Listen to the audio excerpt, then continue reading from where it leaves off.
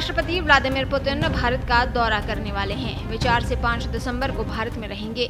उनकी यात्रा को लेकर सुरक्षा की तगड़ी व्यवस्था की गई है। रूस की सुरक्षा एजेंसी पहले से ही भारत पहुंच गई। पूरी दुनिया की नजरें दिल्ली पर टिकी हुई है।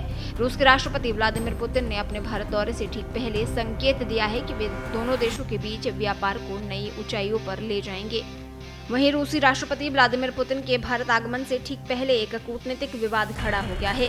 ब्रिटेन, फ्रांस और जर्मनी के शीर्ष राजनयिकों द्वारा 1 दिसंबर को एक प्रमुख अखबार में प्रकाशित संयुक्त लेख ने नई दिल्ली को नाराज कर दिया।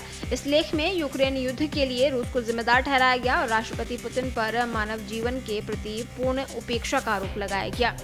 भारतीय विदेश मंत्रालय के वरिष्ठ अधिकारियों ने तीनों दूतों को इस कदम को अस्वीकार्य और असामान्य करार दिया। अधिकारियों के अनुसार ये बहुत असामान्य है। तीसरे देशों के संबंधों पर सार्वजनिक सलाह देना स्वीकार्य कूटनीतिक प्रथा नहीं है। हमने इस पर संज्ञान लिया है। ये लेख ब्रिटेन की हाई कमिश्नर लिंडी कैमरन, फ्रांसीसी राजदूत थियरी माथु और जर्मन राजदूत फिलिप एकरमैन द्वारा लिखा गया था।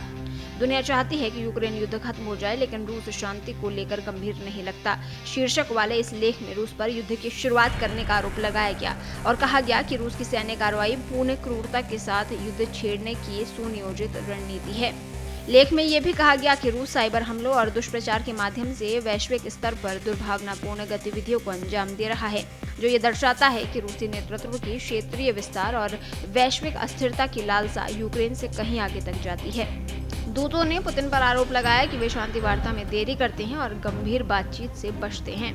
पूर्व विदेश सचिव कमल सिब्बल ने भी इस लेख पर कड़ी प्रतिक्रिया दी। उन्होंने इसे खुले मंच पर किया गया प्रचार बताते हुए कहा कि ये बहुत ही तीखा लेख है जो कूटनीतिक मानदंडों का उल्लंघन करता है।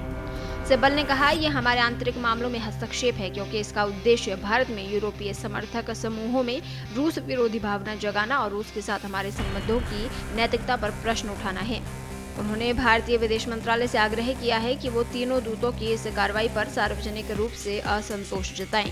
आपको बता दें, राष्ट्रपति पुतिन बृहस्पतिवार को भारत की 2 दिवसीय यात्रा करेंगे और इस दौरान वे प्रधानमंत्री नरेंद्र मोदी के साथ वार्षिक शिखर वार्ता करेंगे।